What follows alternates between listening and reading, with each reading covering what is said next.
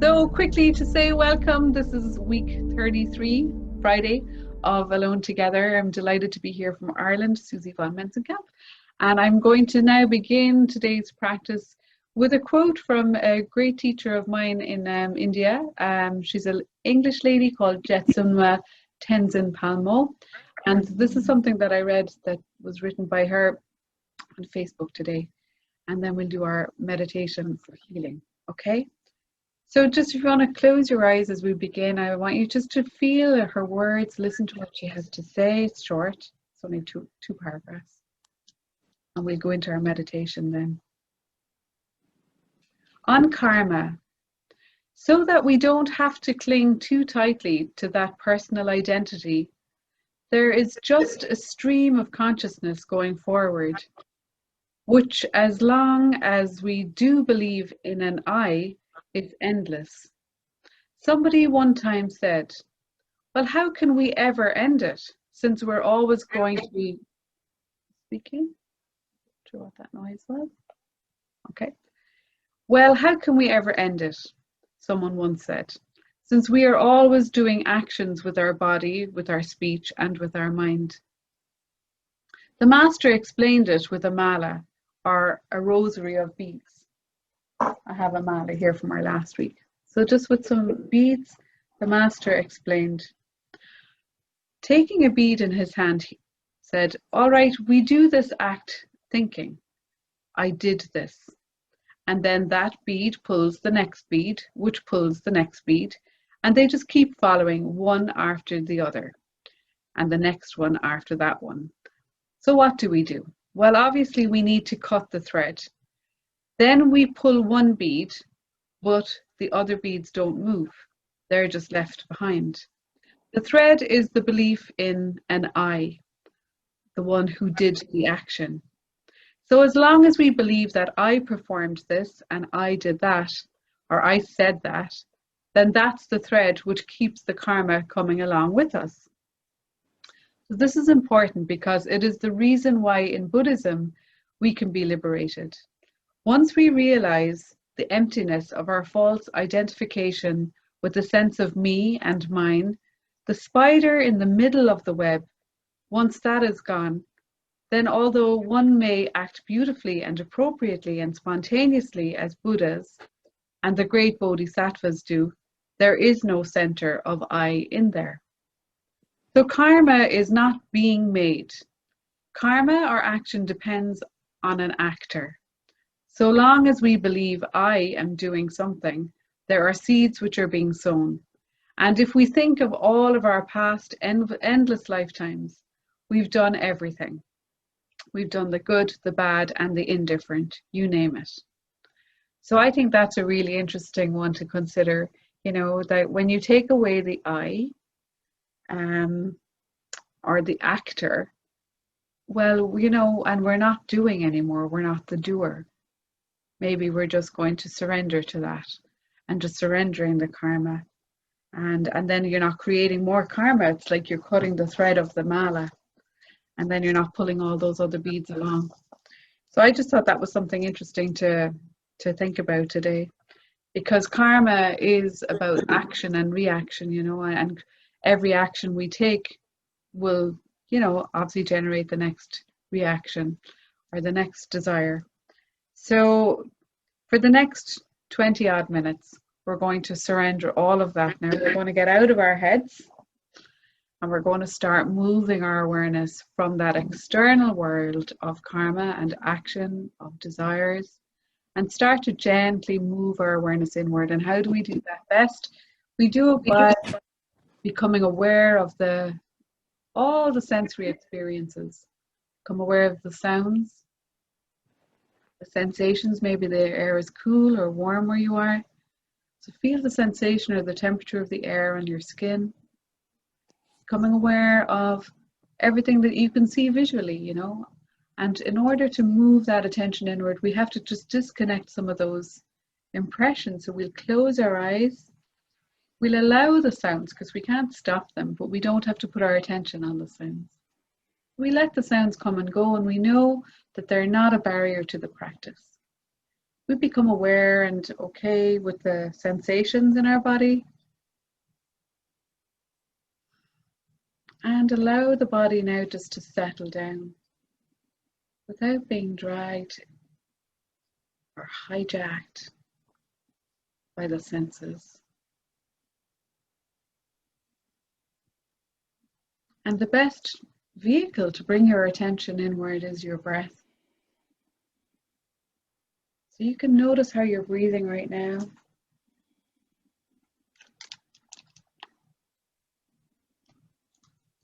And the key about your meditation practice is relaxation. We relax into the practice. There's no doing here. We're surrendering now all effort. Because if you're trying, you're not relaxing. And we surrender then all expectations. There's no correct way to do this. Simply surrender now and allow this unfolding, this happening to be as it is. You're not trying to make it anyway or try to control it. Let the thoughts come and go. Let the sounds come and go. Become mindful of all of your senses.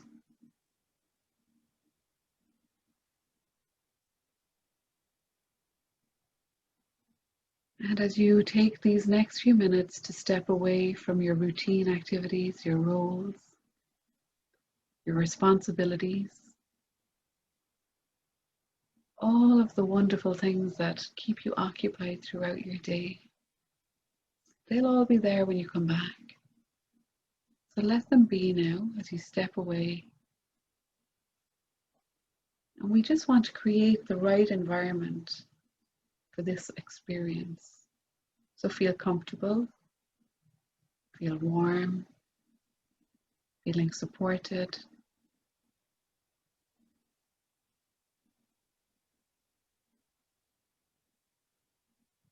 And whatever happens, we'll stick with the practice today. We'll just keep coming back no matter how our attention gets distracted.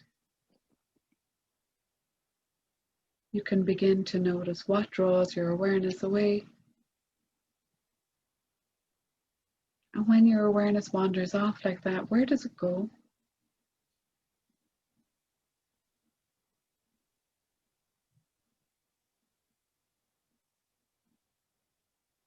Notice your reactions when you've let your awareness roam.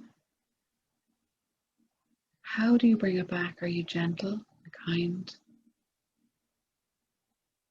Are you compassionate with yourself?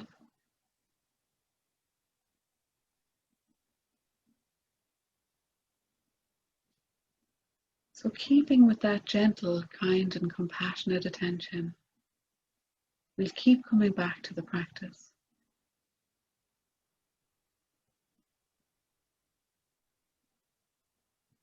And this practice is about learning how not to react to the sense attractions,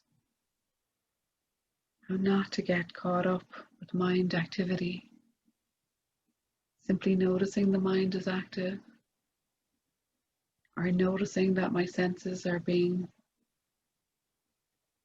activated by sensations, sounds, thoughts. And then with a gentleness and a compassion, keep coming back. Keep coming back now to your breath. And with this gentle attention, allow your body to soften. Feel now if there's any physical tension anywhere.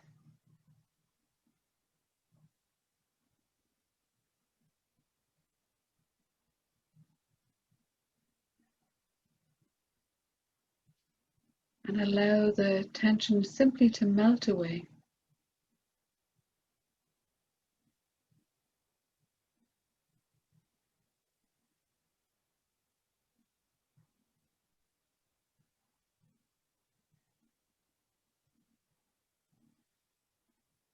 The focus of our practice today is healing. So begin now by allowing your awareness to scan your body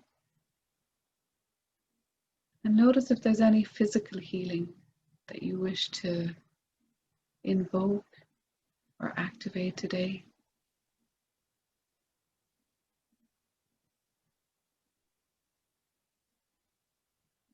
Or maybe there's something in your mind, something weighing heavy on your mind. And we can allow the healing light to go to those thoughts, just to lighten them.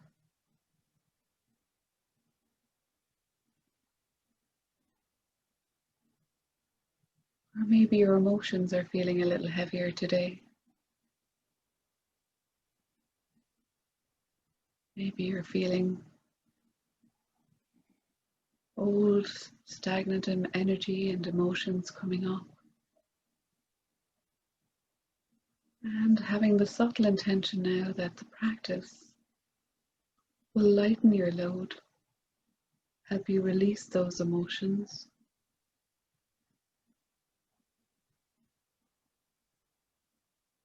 So just take the next moment or two just to decide what's your intention for the practice. Is it physical, mental, emotional, spiritual?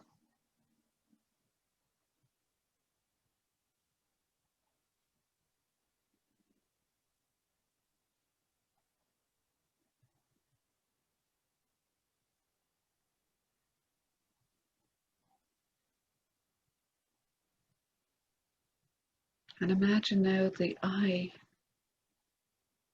the one that's always doing, saying, thinking, being, feeling.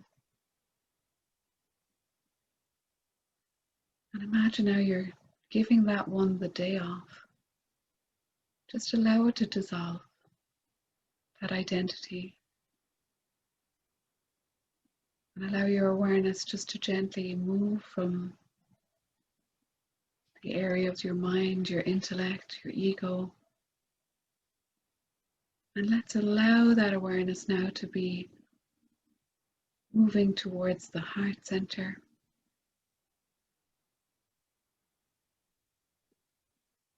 Activating now the witnessing awareness that's ever present in your heart.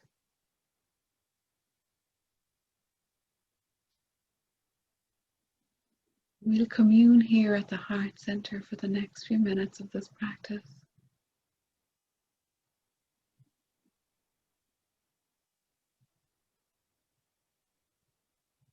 So with each breath, travel with your awareness to your heart. Connect with the ever-present witnessing awareness. Always awake and aware. Merging with that consciousness within you.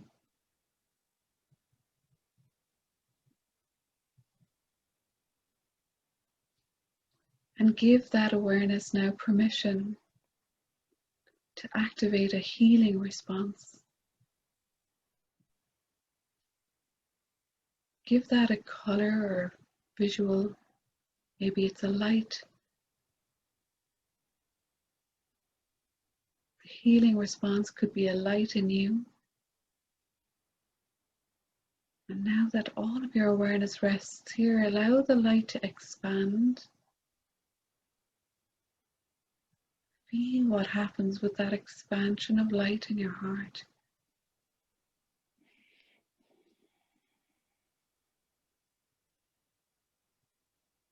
As it lights up within you, give it all your permission now to go to wherever it's needed. Send it to your physical body, your mental body, your emotional body.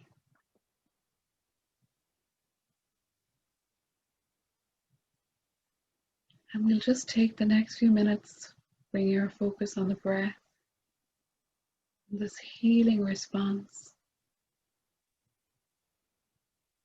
And we'll allow this activation now. We'll give it the time and our presence.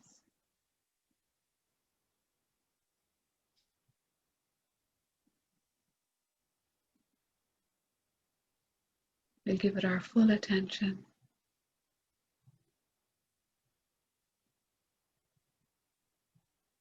You can visualize the light moving within you,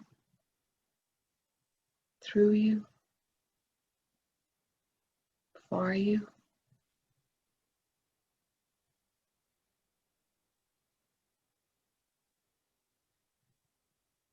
Maybe you feel it like a sensation, like a warmth or a tingling. However you experience this healing light, allow it to move freely now.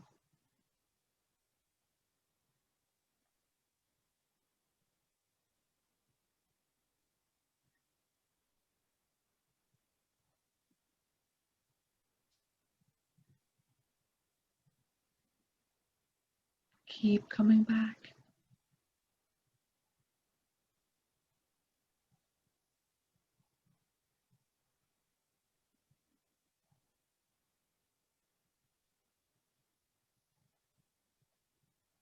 And trust that the light has its own intelligence. Your healing response will find where it needs to go.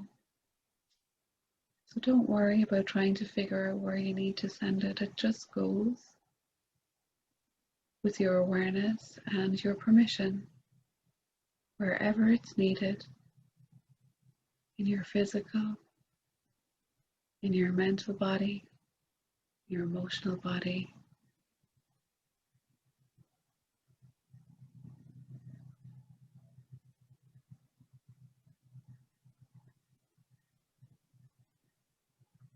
And as that light in you begins to heal and repair any discomfort within you,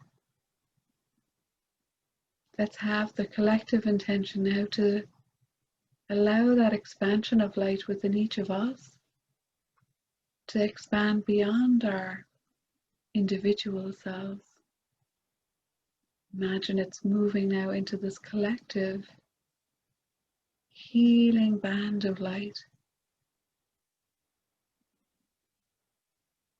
And we'll just give it our presence and permission as it finds its way to wherever it's needed. We'll hold this space for our societies, our systems, our planet, our loved ones, for those that we don't even know.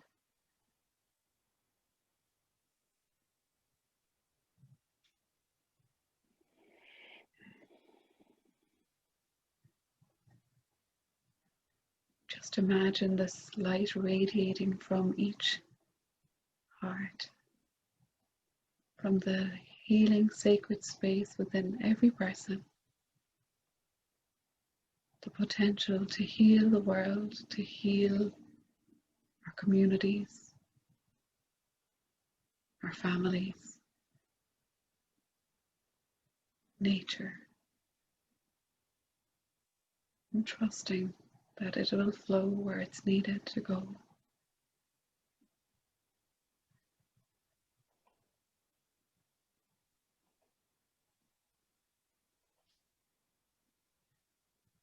Keep coming back to your heart, keep coming back.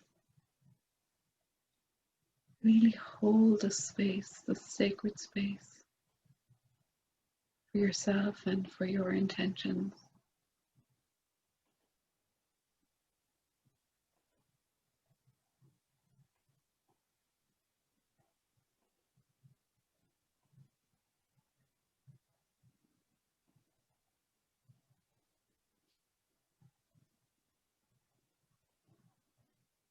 And no matter how your mind may wander, just keep coming back here gently,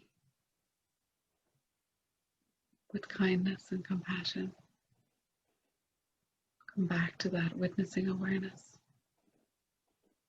to that healing response.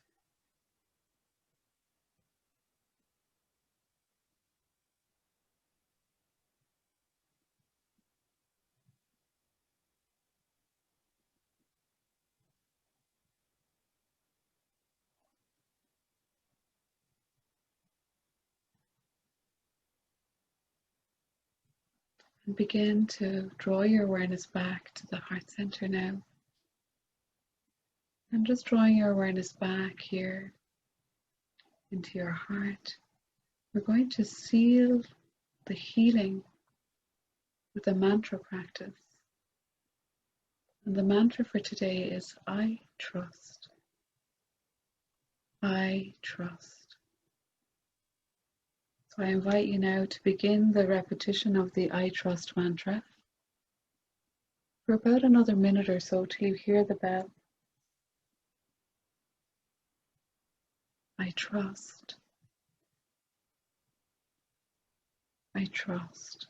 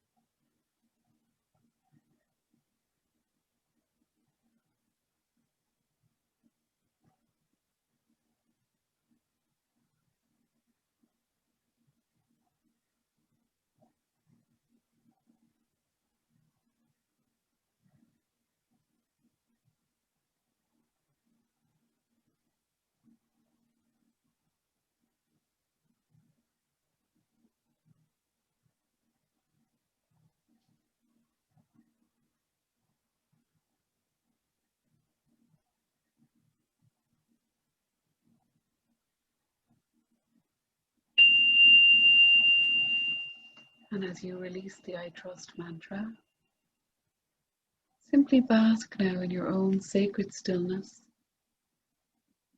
Feel the connection with your divine healer that's been awakened in this practice within you. And we'll stay in the silence for about one more minute. Just experience it.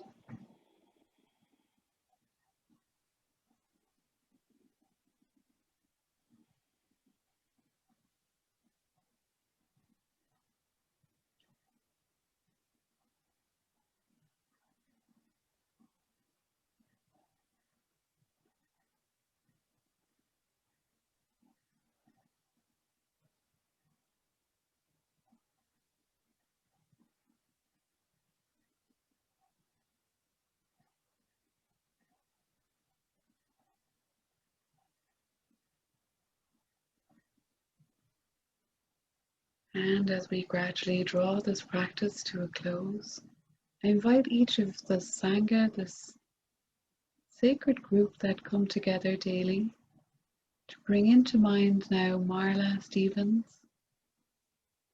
who is regularly on our calls, and let's send her our healing intentions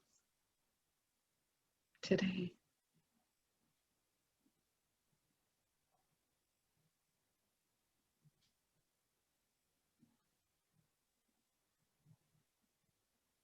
Loka samasta sukhino bhavantu. May all beings be free of suffering. Take another long, slow, deep breath in as we end the practice. And as you release the breath, I invite you just to begin gently moving. So we'll do it one more time. This time as you breathe in, extend your hands out to the sides if you can, if it's comfortable to do so. Really open up your heart, lift up your face, open your heart. Feel that beautiful divine light in you. Let's draw the hands up now. Bring the arms either side of the ears, and then bring the hands in prayer position, nice and high temple pose. Take another breath here. Really stretch into your own divinity. Exhale as you draw the hands down in front of your face. Taking a bow at your third eye center to yourself and to all of the wonderful people that you've shared this practice with today. And then let's rest the backs of the thumbs on the heart. And let's seal the practice by doing one Om together. You can either listen or join in, whatever feels good. So we'll do that by taking a long, slow, deep breath in. Om.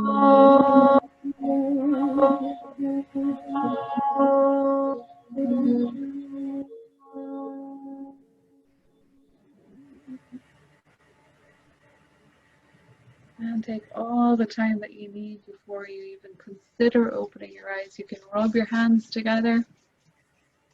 Cup those beautiful warm hands gently over your eyes. Taking a few more breaths before finally opening them and looking around at this beautiful group that has shared this afternoon practice with you, our morning practice with you. And I hope you feel something nice and warm and juicy or glowing. I definitely feel better for the practice. And it even feels more profound, I think, when we share the practice with our nearest and dearest, you know. It really feels good to share. So yeah, I'd love to open up the space to anybody who would like to share anything. And you know, some things just aren't an intellectual experience. Sometimes we just have to be where we are exactly as we are, be present with whatever is moving through. And then, you know, even if our attention is really scattered, you know, you just keep bringing it back. You just keep bringing it back. So, anybody have anything they would like to share? I do, Susie. Go for it, Ellen. I think that was, I feel hypnotized. I don't know if you're supposed to use that word, but I kind of feel it. But I was thinking when you were talking, what a nice testament to you guys and the whole group that you devote something to the healing of somebody that is in the group, that all it's expanded to that. It's just really nice, super special. And I have a question. There's probably no answer to this. Every so often, it's the first time it's happened, it was really hypnotizing, and I felt like I didn't know if I was falling asleep, and then you would say something else, and I would I'd come back. Is that falling asleep, or is that transcending? Like, all of a sudden I didn't hear you, but then I kind of saw you in my head, and I came back. Do you know what I mean? It sounds like it could be. Who's to say? Because if you're in the gap, you don't know you're there until you've come back, you know. So I think because the instruction, some of the guidance there was to really start to let go of the roles and the responsibilities, and you know, when we give that all permission to, you know, to quieten down or whatever, there's really space then to go into that witnessing awareness. So yeah, it's quite possible. And then the instruction will just draw your awareness back out again. So yeah. Yeah, then it worked because I went back and forth and back and forth. I actually got a little annoyed, like, stop bringing me back. You know, I wanted to go to sleep. No, but it worked. Then it worked because I felt myself going and coming back. I didn't realize that's what you were doing. It was great. Yeah, well, the beauty is if you're doing a silent practice on your own, you can do that. Right. And you don't have the annoying voice of me in the background keep bringing you back. Like, the reason the teacher has to keep giving the instruction is in order to help the students in the class whose minds are wandering, or who are caught up with the dog barking, or who are feeling that their leg is itchy. You know, the instruction as the teacher is to guide those back to themselves, you know. So yeah, it can be like, you know, you could be going into this lovely deep state of, you know, transcendence, and you're like thinking, would the teacher ever just stop talking now, you know? So but that's why we develop our practice from needing a teacher and needing guidance or needing music or needing something to start to calm us down. But we move on with our practices too, to the point where suddenly we just want to be in that stillness and silence alone, you know, without an instructor, without a teacher, you know. So I want you there. So, and then there's times, you know, when we all need a teacher. We just can't get there by ourselves, and we come back and we find the next teacher, and you know, it's, you know. Thank you.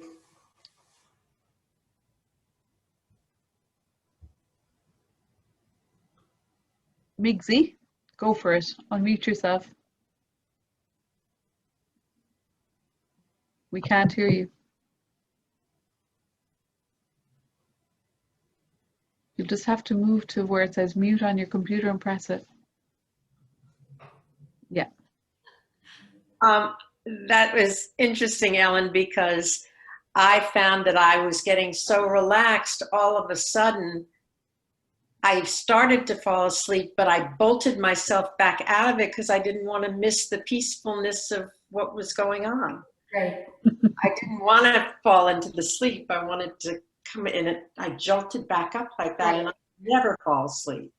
So it's Migsy, I don't know if you're a teacher, I don't know what your background is, so I don't want to be telling you if you already know, but like falling asleep is a valid practice. If you fall asleep in your meditation, it's exactly what you needed. Oh, I definitely need it. Yes. My background is that I was a divorce lawyer, and then just recently my husband left me at 75. So I can certainly use my sleep, but I have a very organized, work-oriented brain. So I didn't want to fall asleep. I wanted to stay back and be present.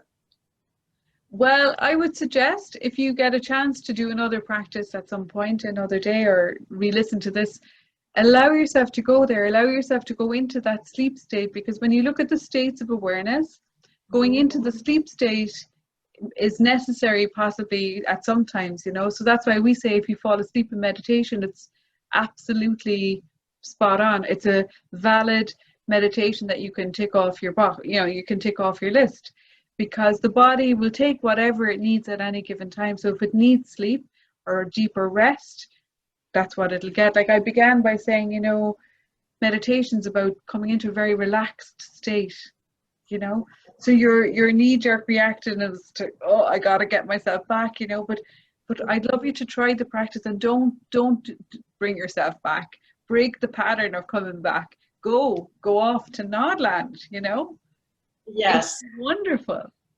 It is contrary to sort of who I've always been. So I had that immediate reaction of like, no, you have things to do. You have to learn this stuff, you know. But thank you. That's giving me permission like that. I'll try it next time. Brilliant. Yeah. I think that's very liberating. When I heard it as a student, the first thing that I heard, I remember my teacher said, you know, you're not your thoughts. You don't have to like own up to everything that goes through your head. That was major liberation. And the second was to allow yourself to fall asleep, allow yourself to go into that deep, because you're moving from the fight or flight where the adrenals are going into restful awareness. And it's in the state of restful awareness where the other hormones come out and get put into your system, you know, the dopamine and all of that. And it gives you that really kind of feel good factor. Like, so yeah, I think that's so helpful. That really is, because it just rings very true. I always have to be doing and helping and organizing, and that's part of why I do so many of these meditation online. Brilliant. It's great that you're doing it. It's fantastic because you're breaking a pattern, you know, where we become aware of what we normally do. And the beauty is to try and do the opposite, you know, keep going to do the other, go to the one that you even resist the most. So brilliant.